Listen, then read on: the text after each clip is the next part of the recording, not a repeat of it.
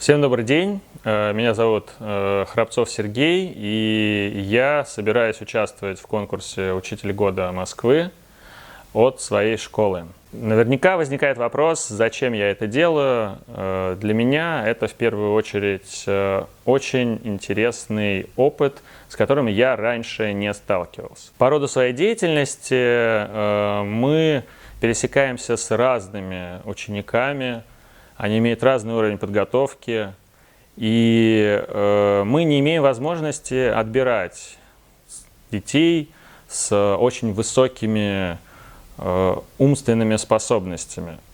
Поэтому главная задача учителя, как мне кажется, это находить подход к каждому и понимать, как я могу расшевелить ученика на уроке, сделать так, чтобы сам урок был интересен. И в этом отношении, мне кажется, очень недооцененным ресурс различных игр, которые сделаны с очень такой правильной психологической позиции и завлекают даже против твоей воли.